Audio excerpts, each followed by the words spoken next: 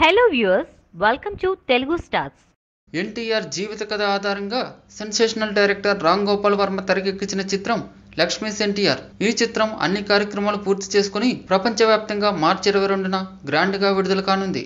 ఇక ఇటీవల ఈ చిత్రం యొక్క ట్రైలర్ను విడుదల చేయగా అనూహ్యమైన రెస్పాన్స్ను రాబట్టుకుని సినిమాపై అంచనాలను పెంచింది. ఎన్టీఆర్ జీవితంలోకి లక్ష్మీ పార్వతి ఎంట్రీ ఇచ్చినప్పటి నుండి జరిగిన సంఘటనల ఆధారంగా తెరకెక్కింది ఈ చిత్రం. కాగా ఈ చిత్రం యొక్క ప్రీ రిలీజ్ బిజినెస్ గురించి వస్తున్న వార్తలు నమ్మొద్దని, డిస్ట్రిబ్యూషన్ హక్కులు ఇంకా ఎవరికి ఇవ్వలేదని ఈ చిత్ర నిర్మాతలు క్లారిటీ ఇచ్చారు. కళ్యాణ్ కోడీరి సంగీతం అందించిన ఈ చిత్రాన్ని రాకేష్ రెడ్డి మరియు దీప్తి బాలగిరి సంయుక్తంగా నిర్మించారు. ఎన్టీఆర్ మహానాయకుడి చిత్రంపై అభిమానులే ఆసక్తి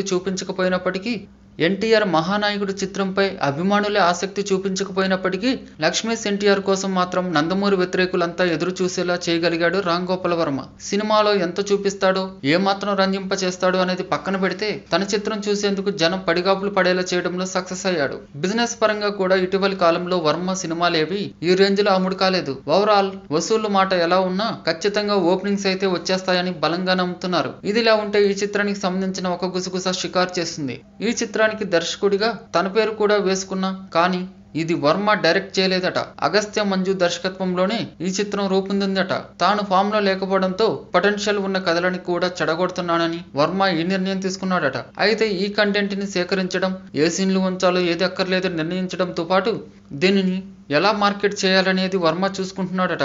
కనుక ఈ చిత్రం కూడా వర్మ తీస్తున్నా ఇటీవలి సినిమాల్లో లాగా ఉంటుందనే చింత అక్కర్లేదన్నమాట. వర్మ డైరెక్ట్ చేసినా చేయకపోయినా అతను అసోసియేట్ అయిన చిత్రాలు వర్మ చిత్రాలుగానే చలామణి అవడం కొత్తేమీ కాకపోయినా అతను దర్శకత్వం చేయలేదనేది ఈ చిత్రం పట్ల ఆసక్తిగా ఉన్న కొందరికైనా ఊరట. ఈ వీడియో మీకు నచ్చినట్లయితే లైక్ చేయండి, మీ అభిప్రాయాన్ని కామెంట్ చేయండి. For more latest movie updates please subscribe Telugu stars.